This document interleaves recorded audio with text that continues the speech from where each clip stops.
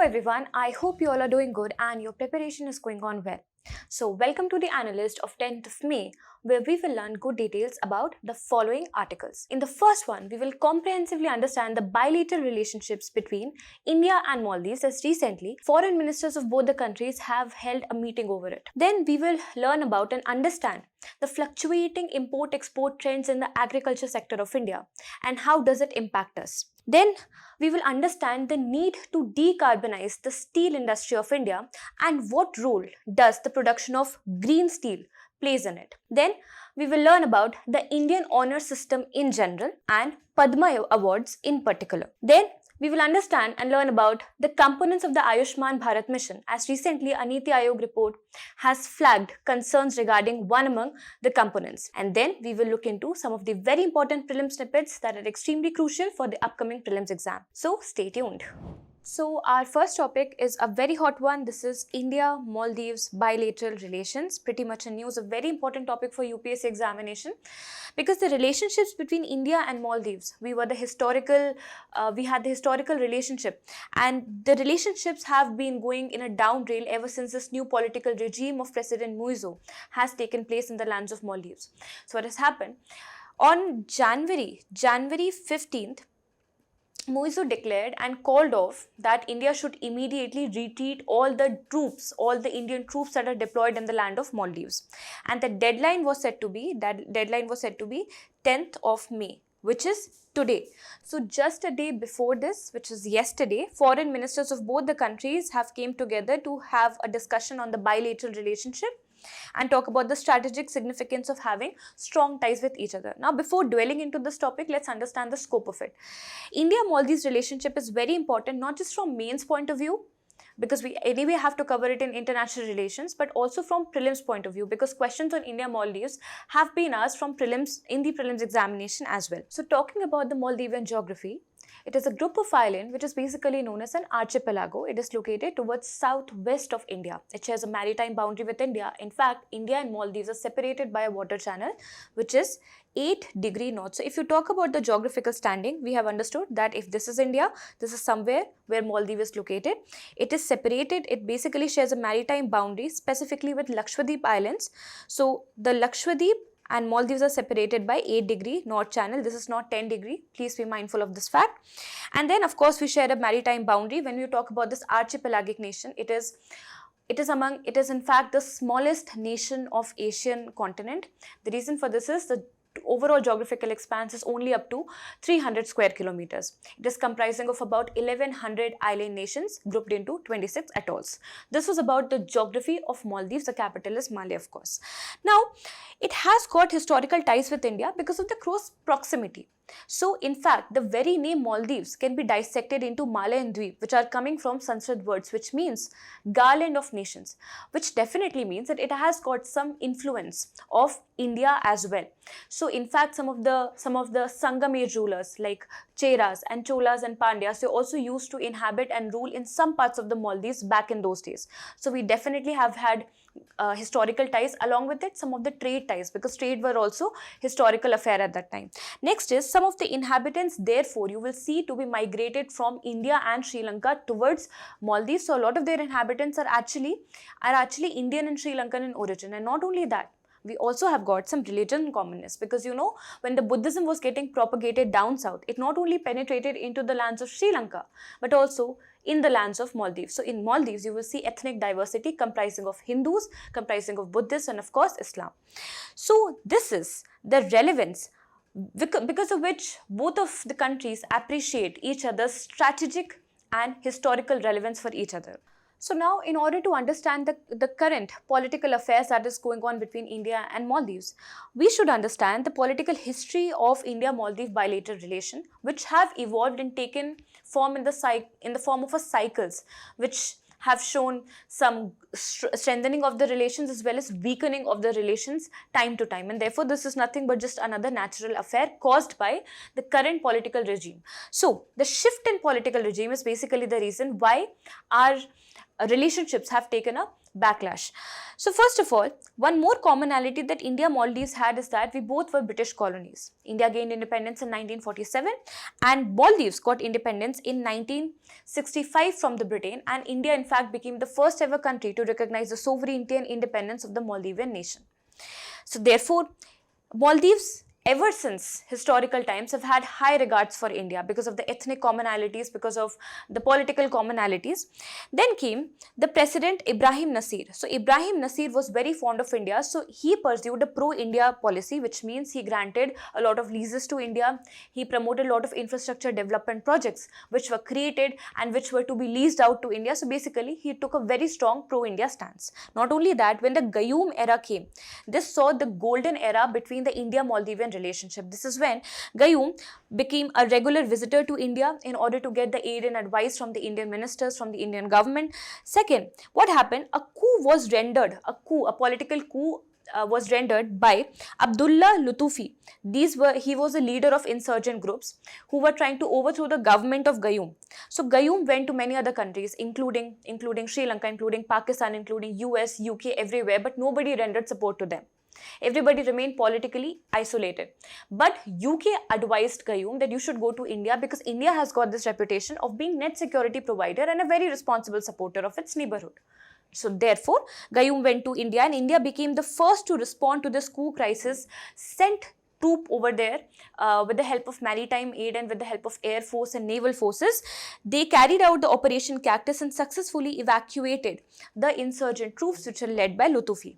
Okay, and not only India was helpful, India was very helpful during the times of political crisis, but also during the time of climate or during the type of natural crisis. For example, the tsunami of 2004, when it struck the neighborhood of India, in fact the Indian Ocean region, India was the first responder to provide humanitarian aids and assistance to Maldives. So obviously, Maldivian people and in fact the Maldivian government started to having very high regards for the India, and naturally with the subsequent government, that is with Nasheed presidency, he will have an agreement with India which will allow the permanent deployment of the Indian troops in order to ensure the safety and security of Maldives. So this is for the first time when these troops will come and will be posted in the soil of Maldives. Then the ties grew more closer with India. India's support also enhanced because India provided a lot of boats, provided a lot of aircrafts and other defense equipments, etc. And meanwhile, while we were seeing the epitome of our relationship, this is also the time when a group of sections over there in the Maldives, they thought that we are being over dependent on India and India is trying to over participate into our political affairs. In order to resist against that, they resisted the Nasheed presidency and the opposition gained the next government, which was ruled by President Yamin, and this will try to overthrow the over-influence of India as they alleged. So Yamin's era will become pro-China, which means they will start having line of credits, they will start renting a lot of infrastructure project, and therefore through this regime, in this era of 2013 to 18, you will see the incoming of a lot of Chinese projects in the lands of Maldives, naturally forming a competition for India. Okay, and he was the first who laid down the India Out campaign, which means he for the first time called off the troops of India away from the land of Maldives. So India Out campaign was pursued by Yamin. But then came a chance when India could become a hero for Maldives. So what happened? There was collapse of the only water treatment plant in Maldives. Now, as you know, this is an archipelagic nation. It has got almost no rivers. Not enough rivers to support the water security over there. So basically, they are dependent on desalinization plant. They treat their seawater. This only desalinization plant ruptured over there and nobody came to the rescue except India. India sent a lot of equipments, in fact, a lot of waters through dispatching heavy lift transporters, by sending desalinization plants via Indian Navy, etc. This was the Operation Neer conducted by India, and this again regained India the glory of being a very heavy reliable partner of Maldives. Then when comes Soli, he will come with high regards for India because India has helped them. So this will again take a very pro-India stance. He will again take a pro-India stance. In fact, our Prime Minister will become the first among the Indian Prime Ministers to address the Maldivian Parliament, which is known as Majlis, and India was also invited for the very instrumental Greater Mali Connectivity Project, so India also got stakes in it. Now, again started mushrooming of those groups. which were opposed to over interference of India. So leading those groups was the President Muizu and his government. So when he came in November 2023, ever since then, he becomes the second one to carry out a ruthless India out policy. Therefore, he did many things. First of all, he cancelled the hydrographic survey pact that was there between India and Maldives since decade.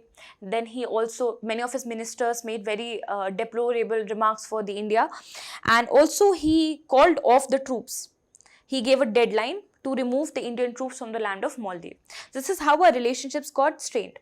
Now, to understand this bilateral relation and this political history is very important because, see, one thing is for sure that Maldives is very important. Even though it's a small nation, it's very important for us both strategically and economically. What is the reason for this? First of all, of its proximity to India and whatever is its strategic location.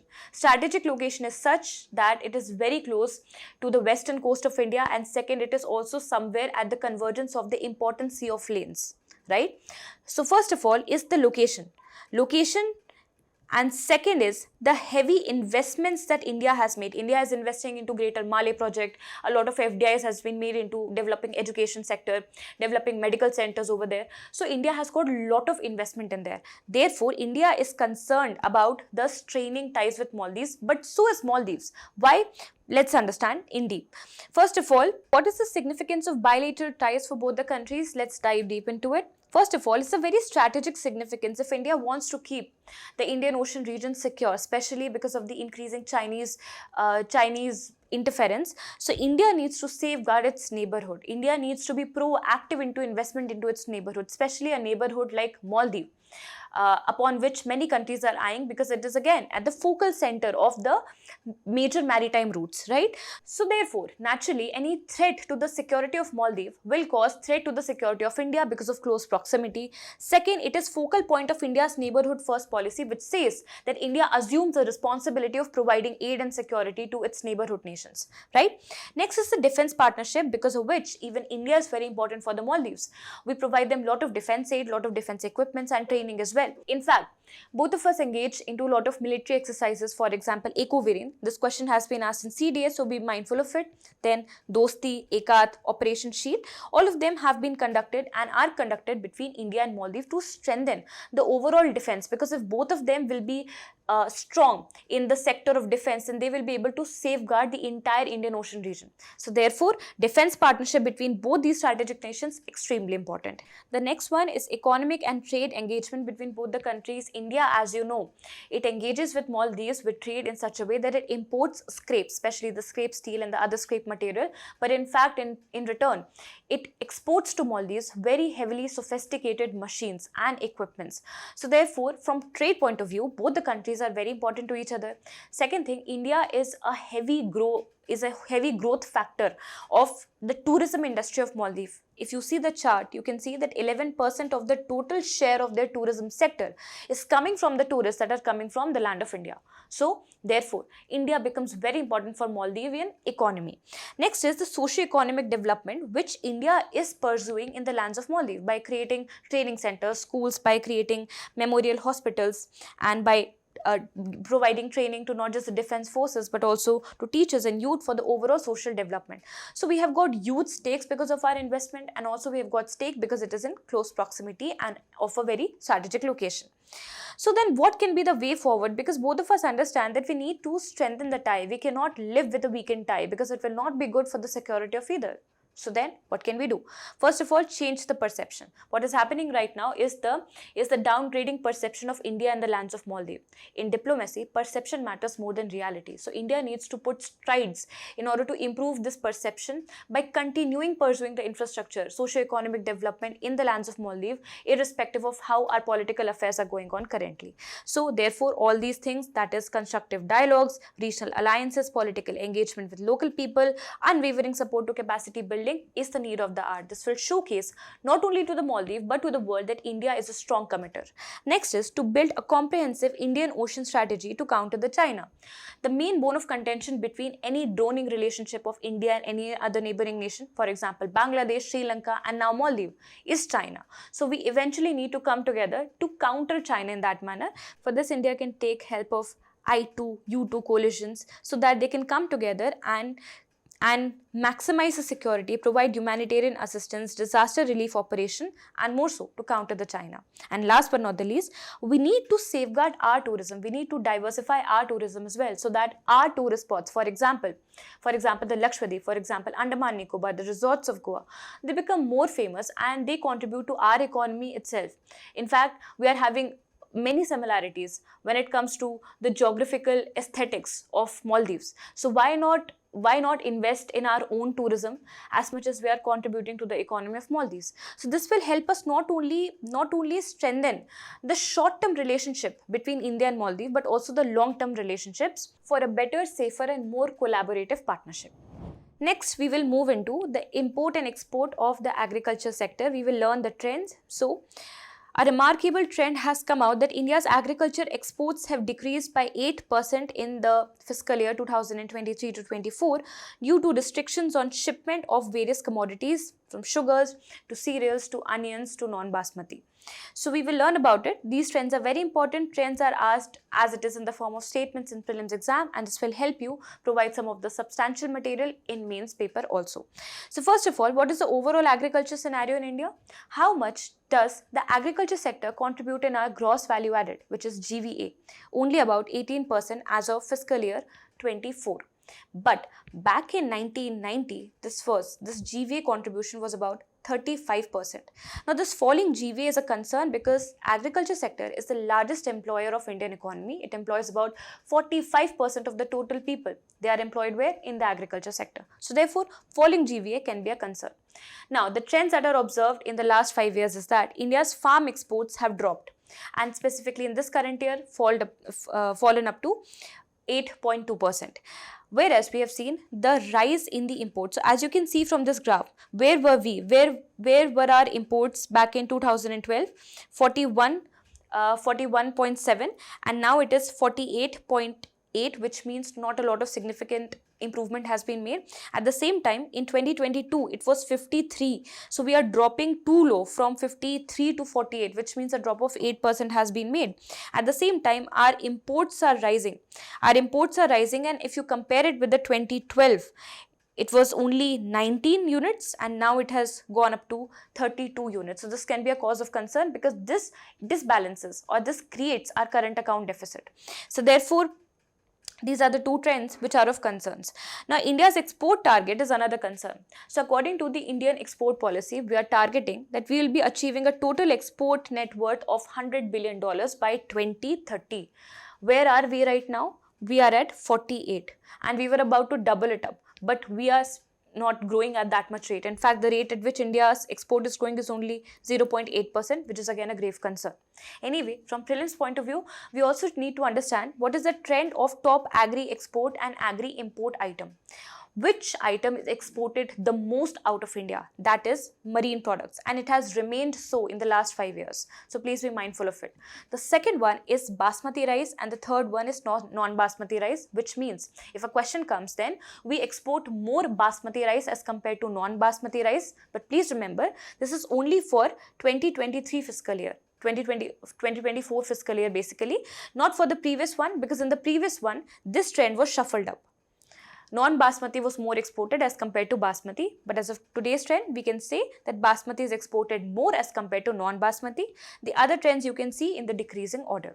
Let's also talk about the import trends. The highest imported item is vegetable oil.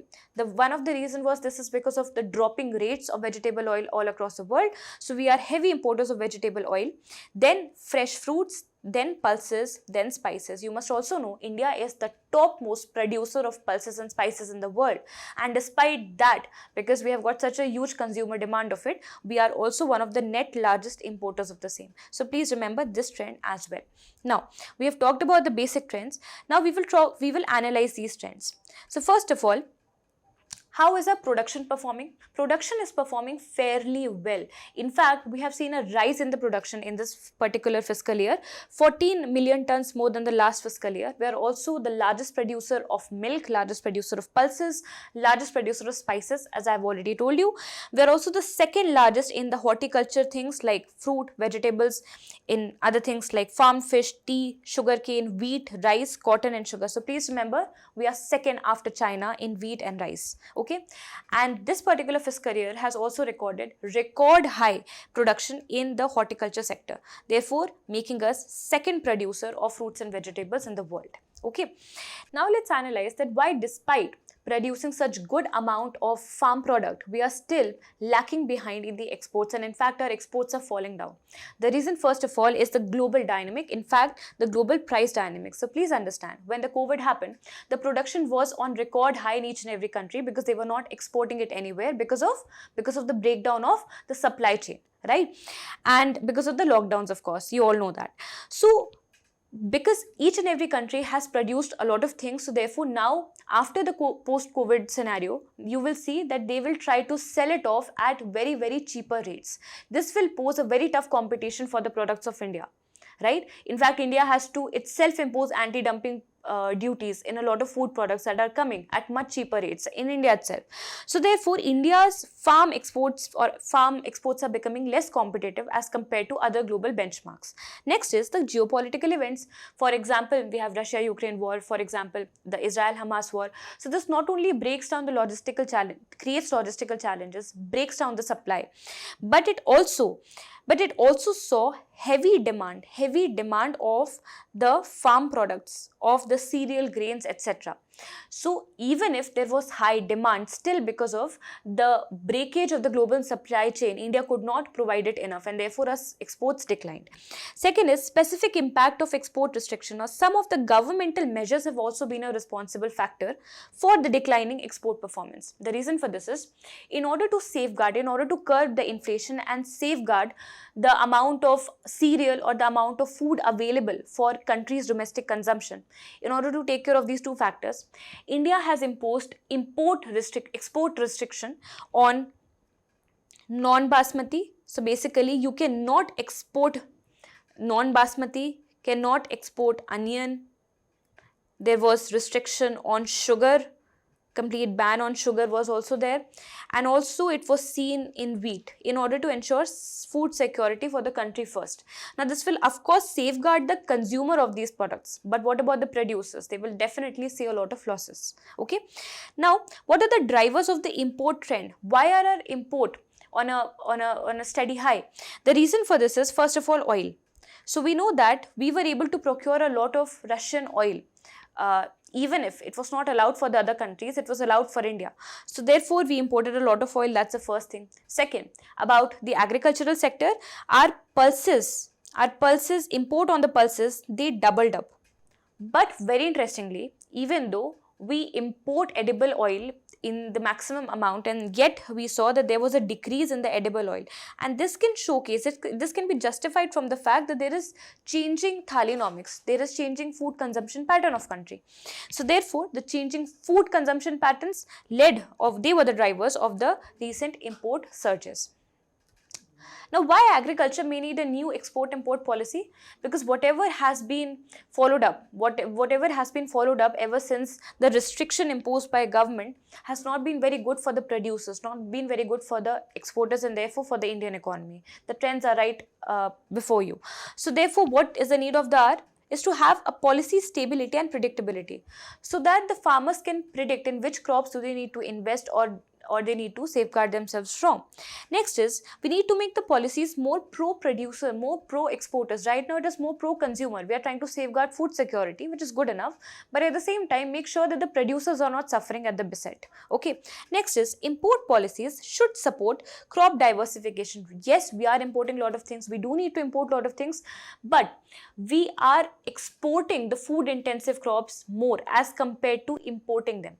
So the need of that is to diversify our import basket, so that the crops like sugarcane, and rice, they do not drain a lot of water table from the India, and rather we can choose for other options, for example, providing tariff reliefs for their imports, right? So in this manner, we will be able to solidify our agriculture sector. Now the next topic is a very interesting and crucial one. This is the green steel.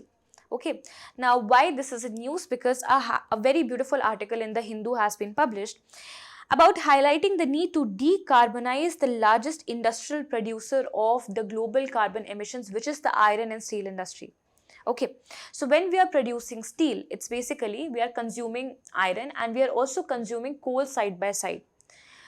And at the same time, we are using furnaces, which are known as the blast furnaces. Okay, now these blast furnaces are generally driven by coal.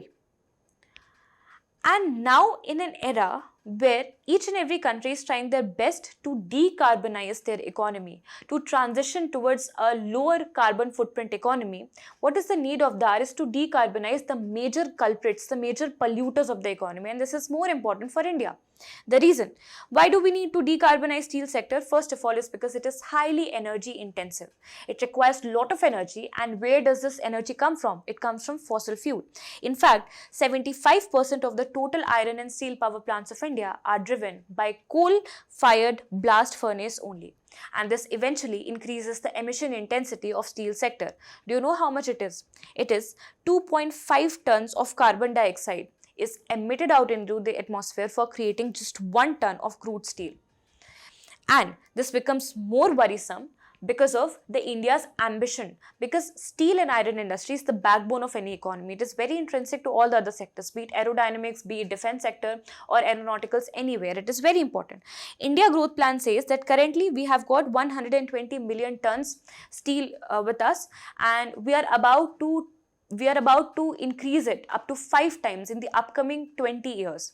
And which means that by about 2040, by about 2050, we will be producing about 600 million tons of steel according to our India steel policy, which means we will roughly produce more than 2000 million tons of carbon dioxide, which is a very eminent greenhouse gas. Now, this is a very grave concern because we have got some carbon commitments. We have got some climate commitments which are known as the Panchamrit principles. So, India has adopted that we will be becoming net zero by 2070. Is it possible if one sector, just one sector, is producing this much amount of carbon dioxide? No. And it becomes more so worrisome because of the contribution, the heavy contribution of steel industry. As you know, the 8 core industries of India, steel is a dominant one. Steel has got a weightage of 17.92% in the total 8 core industries according to the weightage. And therefore, it is not possible to evacuate or to transition this entire industry altogether. So what is the need of that? The need of that is to decarbonize it, which is extremely important for decarbonizing the Indian economy. So now let's understand what is green steel and how is it made. So our concern is that how are we driving or how are we giving energy to the steel power plants, which are basically led by the fossil fuels. So we need to remove the fossil fuels. We can have better sources of energy, alternate sources of energy which are greener. Now, if you produce or manufacture steel without the use of fossil fuels as a source of energy, then that produced steel will be environmental friendly and therefore it will be known as the green steel. Now, what are the ways to produce green steel? Let's have a look. So, first of all, we can replace the coal furnaces, the coal blast furnaces, which are using fossil fuel, which is coal, with the electric arc furnaces. This is already used by a lot of companies, including ArcelorMittal, which is situated in Spain. So, we can use this, but is it this electricity? This electricity is coming from where? Potentially, this amount of electricity in India, if it has to come, it will come from the thermal power plants. So again, we are using fossil fuel in one way or the other. So, will it be producing perfect green steel? No. Second one is to develop blue hydrogen. So, what is blue hydrogen? So, instead of using coal, can we use power plants which are having natural gas? Natural gas, this can become the source of energy because it has got pure methane in it. And though it can release greenhouse gases, but it will be less polluting in nature. And at the same time, whatever emissions will be there, let's say carbon dioxide will be emitted, so that can be sequestered back into into the ground or into some other application without rendering it into the atmosphere so that it can cause global warming. So basically, we are not just replacing coal with natural gas, but also containing the emission of carbon dioxide in the case of blue hydrogen. But again, is this a complete or an authentic creation of green steel? Again, no. This is one of the way towards transition. It's a part toward transition, but not the complete manufacture of green steel. The reason for this is, again, this blue hydrogen is using methane. Methane is again a potent greenhouse gas. Now let's come to the third phase, which is again very expensive, requires a lot of research and development before getting promoted. But this will use hydrogen as the fuel, not methane, not natural gas, not coal, not fossil fuel. It will directly use hydrogen because hydrogen can be taken up from water. Water, when it hydrolyzes, produces hydrogen gas and oxygen gas. Both of them are not polluting for the environment. So therefore, by using this hydrogen, which is even more energy efficient, we can drive our steel power plants. And this is how we will be able to create the pure green steel. Of course, this requires a lot of research and development. It is very capital intensive. So we need to perform a gradual approach, a gradual transition towards the green steel. And for that, Indian government is also pursuing a lot of policies. So let's have a look into that. So first of all, Ministry of Steel has got a commitment to decarbonize the steel sector completely by again 2070. That is in line of our Panchamrit principle. According to this, they have laid down short-term, medium-term and long-term goal because they also realize the transition has to be made gradual, as I have already told you before. Next is to reduce the consumption, we have to incentivize. So how do you reduce the production of the steel? By recycling the steel. So for that, the amount of scrap steel that is getting generated in the country, they can be recycled back into the steel plant so that we don't have to create more steel. So for that, Indian government has come up with the steel scrap recycling policy. Right? Next is to produce the renewable energy. Renewable energy, for example, the solar energy, for example, hydrogen. So for this, India has got solar mission and National Green Hydrogen Mission by the Ministry of Renewable Energy. Next is to incentivize the industrialist or the promoters of green energy or people who are transitioning towards low carbon steel.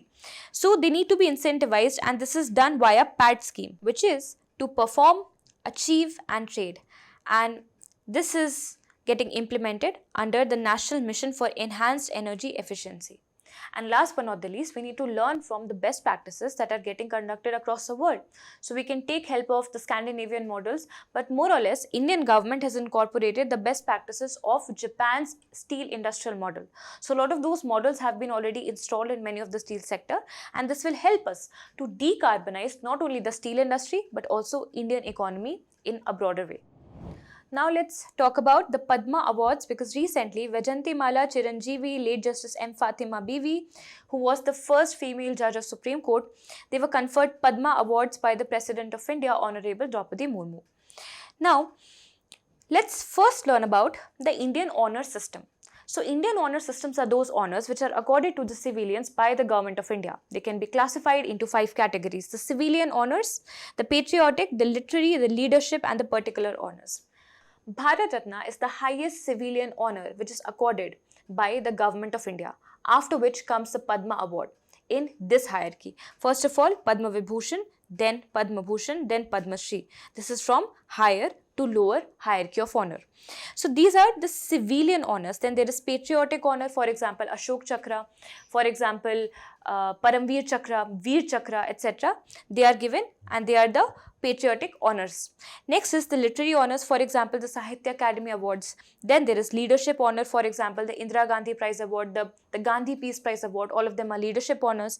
Next is particular honors, for example, given in the domains of sport or in the domain of dance. So in the domain of sport, you've got Arjun Award, you've got Dronacharya Award. So actually, this honor system is very important, and its importance is ever since growing in the UPSC prelims exam. Okay, so please make sure that you are reading about all the honors in these categories. Okay, but our topic of discussion for today is the Padma Awards. As you can see that these are the second highest civilian awards which are accorded by the Government of India. Now they are very similar to Bharat Ratnas. Both of them got introduced by the Indian government in the year 1954. Both of them in the year 1954. And in both of them, the awardees gets a sanad or a certificate and a medallion. There is no monetary incentive for it. Okay. To start with, Padma Award instituted in 1954, one among the first awardees of Padma Vibhushan, the highest Padma honor, is or were Satyendra Nath Bose, Nandan Lal Bose, Zakir Hussain, Bala Sahib Gangadhar Kher, V.K. Krishna Menon. Okay, then can it be given posthumously? Because we have already had a discussion on Bharat Ratna in previous analysts. Can it be given posthumously? You answer it for me. By the way, Padma Awards generally they don't get honored posthumously, but there is one particular condition in case of some exception. So, the Padma Awards which are declared on Republic Day every year, that is on 26th of January, if a person has had a demise just about 1 year preceding to it, then in this posthumous case, he can be rendered or he can be awarded with the Padma Award. Next, what is the conferment criteria or higher conferment idea? Which means, what if a person has already been accorded with Padma Shri and now government wants to give him Padma Bhushan or government wants to give her Padma Vibhushan? In that case, there should be a gap of 5 years before the previous conferment. That is the criteria. But this again has got some exceptions in case of some highly deserving people. So there are exceptions for them in all the spheres of life. Next is, how are they selected? So first of all, government asks for the recommendation from the state government, union territories, ministries, departments, even from some private people. So all of them try to give recommendations and they have to be submitted positively by the month of October. And then it gets placed before Padma Awards Committee. Now this committee is extremely important. It gets appointed by Prime Minister each and every year. And this, without the approval of Padma Awards Committee, nobody can be conferred with a Padma Award. So the mandate of this committee is important. The recommendation is then given to Prime Minister and President, both of them, for their approval. During this time, President can also call off Padma Award if he wants to. And then finally, it gets published in the Gazette of India, which means the declaration is done when? On the Republic Day. And you are seeing that the conferment is happening right now in the month of April, May. So because that is naturally what happens. It gets adorned around the month of March and April. It's now happening in May, but it's according to the norms only. Next, and this is very important because this question has been asked in prelims. Are they deemed as titles under Article 18 of the Indian Constitution? Because Article 18 says that in light of right to equality, there should be abolition of titles, if any. So are they titles? They are not titles, they are only awards and they are constitutionally valid and therefore government can give it. And this was proclaimed by Supreme Court in 1996 judgment in the Balaji Raghavan case. So the question can come, a Balaji Raghavan case is relevant to what? It is relevant to declaring the civilian awards and national awards as constitutionally valid. Okay, so let's practice this PYQ and answer it for me in the comment section. This is a homework for you. Now we will learn about government's flagship insurance, health insurance scheme, which is Ayushman Bharat Yojana, and we'll be particularly reading a component of it, which is the Health and Wellness Center. So what is the context? Niti Aayog in its working report has recently flagged huge gap in the cancer screening at the Ayushman centers from 13 states. This report is not out in public as of yet. It is out for the, it is given to the Ministry of Health and Family Welfare. So first of all, please understand what is this Ayushman Bharat scheme. This is world's largest and most comprehensive healthcare scheme. When I'm saying world's largest, last year about 5 crore people in India took up the benefit of this insurance scheme. And this is the largest beneficiary scheme when it comes to healthcare or health insurance providing. So therefore, this is world's largest and most comprehensive because it not just takes care of the curative healthcare but also takes care of different aspects: promotive, preventive, curative, palliative, which means caregiving, palliative and rehabilitative healthcare as well. So it has got all these comprehensive coverages as well. So this is not just insurance scheme as we know it of. It is a much more comprehensive scheme which is broadly classified into two components. One is to give the insurance. How much insurance will be provided per family? It is 5 lakh annually. Okay, so 5 lakh rupees, this is this component, Pradhan Mantri Jan Arogya Yojana, which will be giving health insurance cover up to 5 lakh rupees per family per year. The size of the family is no bar, it's not limited. Who will be the beneficiaries? It will be decided as per the socio-economic survey, and the socio-economic survey and this particular family's entitlement will be provided by each and every state government. Why? Because health is a state subject, and therefore states will be given flexibility as to whether they want to implement this or not, or what will be the mode of implementation. Okay, then this benefit is portable across the country, and you must also know the stat that not just the rural families but urban families have also availed the aid. In fact, 85% of the rural families and 60% of urban families have been identified under the Pradhan Mantri Jan Arogya Yojana. So this was about providing insurance cover, but Ayushman Bharat, as I've told you, is a very comprehensive scheme. So let's also talk about the second component, which is the conversion of all the primary healthcare centers of the country into Ayushman Arogya Mandir, or previously named as the Health and Wellness Centers. These health and wellness centers, government targeted that we'll be creating 150,000 such centers across the jurisdiction of country. But by 8th of July 2023, we overachieved this goal and created 160,000 functional health and wellness centers. But how well are they performing? That is still a bone of contention, because it has been flagged by Niti Aayog report. Now, these centers are responsible for providing preventive healthcare by providing things like screening, prevention, control, management of non-communicable disease. So, according to this component of Ayushman Bharat, it is the entitlement of all the people above 30 years of age that they shall be mandatorily screened annually for the non-communicable diseases like diabetes, hypertension and cancer. So some of the lacunas have been identified in the cancer screening part. Okay, but other than that, basic oral health care, providing health for ophthalmic and ENT problems, elderly and palliative healthcare, emergency medical healthcare, screening and management. These options can be asked in prelims, and therefore it becomes important for you to at least have a glance in them. Okay, so this is what the Health and Wellness Center will be providing.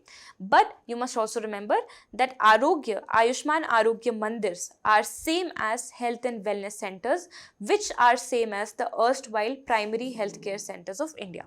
Now let's quickly move on to the prelim snippets. Very, very important. So we have picked up foot rot disease, Periyar River, a council for advising the Prime Minister, and the Rafah crossings. So first of all, this foot rot disease.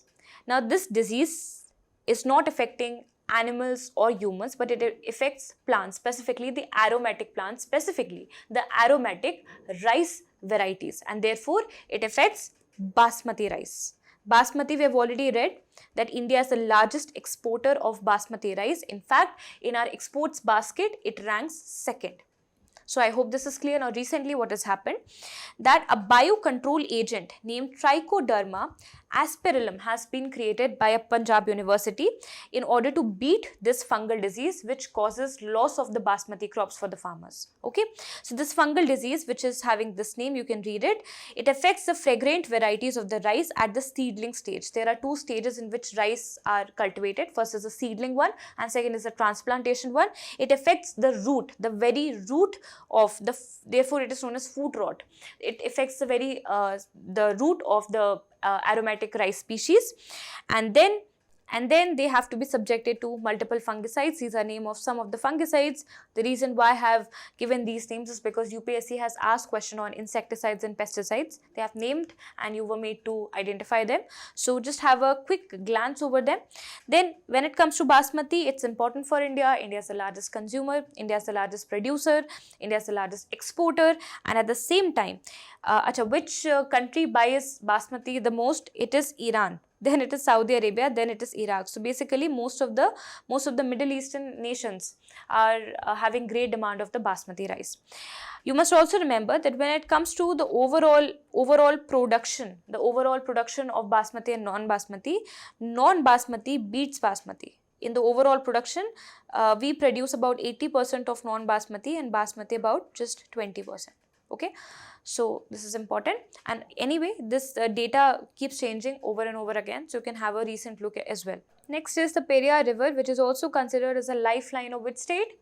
Of Kerala. So naturally we have got Periyar Tiger Reserve, Periyar National Park, through which this particular river passes. Please remember, it's a west flowing river which originates from Western Ghats, specifically Shivgiri Hills of Tamil Nadu, but it majorly drains the state of Kerala.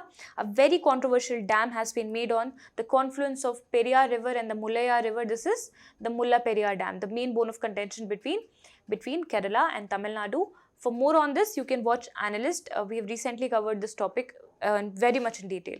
These are the tributaries of Periyar River, and you must also remember that it not only contains the Mulla Periyar Dam, but also the Idukki Reservoir. This is also a region which is very seismically active. It is a seismic active zone, and it also has got Periyar Tiger Reserve. Okay. Now the next one is an Economic Advisory Council, which has attracted controversy because of a working paper published by it.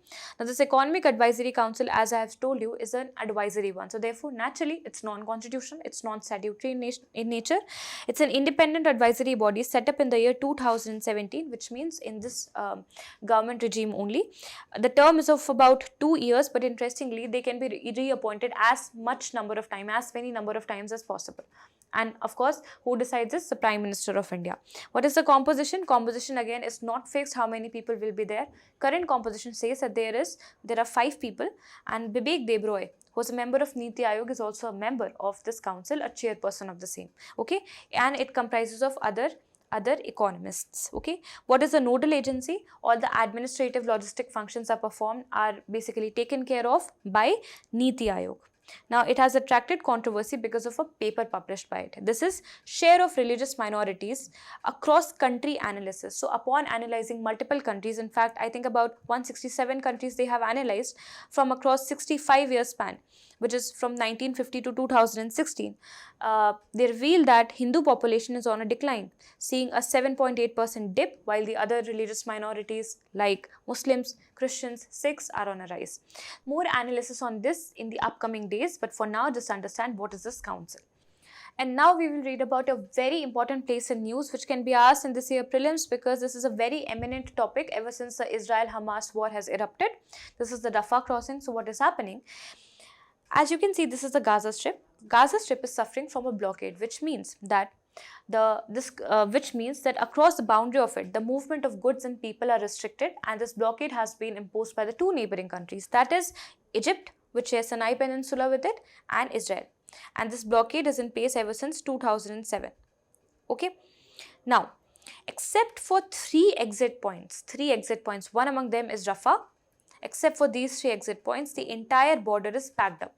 And because there is humanitarian crisis going on in the Gaza region because of the Israel attack, and therefore people are demanding humanitarian aid. But where to get it from? Because the exit points are already halted. The exit points are also kind of regulated by the Israel, because 2 exit points, except for the Rafah, directly open up towards Israel, and Israel definitely will not be allowing them any transshipment from there.